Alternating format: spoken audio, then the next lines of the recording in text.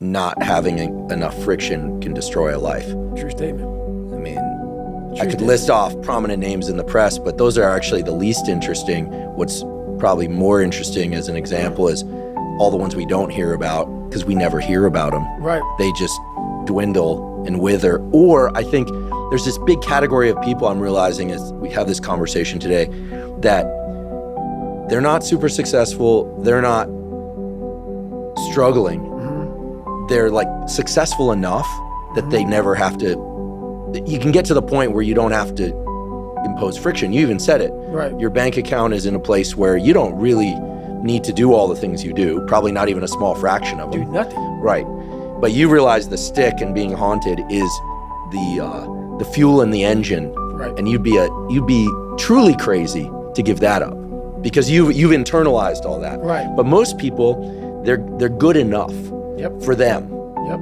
And so they don't actually want to be better badly enough in order to start going rung after rung. Well, think about when you build willpower and think about how much I've built. Now that you know about this, I didn't know about this, but think about how much I've built. Everything I've ever done in my life, I didn't want to do. Everything, every day. I'm a lazy piece of shit. And I'm one of the hardest working people that ever stepped foot on this planet Earth. And I'm saying that very proudly because I know what I do. It's not cocky. I'll tell you I'm and I'll also tell you the exact opposite of what I've done. It's the truth. It is the truth. So imagine how much I've developed in that time frame. But this is the scary thing. Why most people don't want to do that, build that willpower, is because it is scary.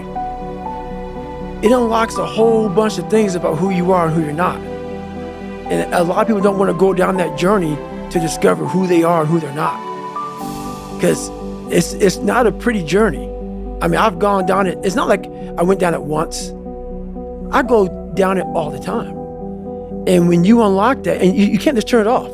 Like people say, hey, well, how come you haven't retired yet? I built all this willpower. Do you think it's gonna let me just retire because my knees hurt? It's telling me every morning, I wake up like, man, my knees hurt, my legs hurt, my body hurts, but you can still run.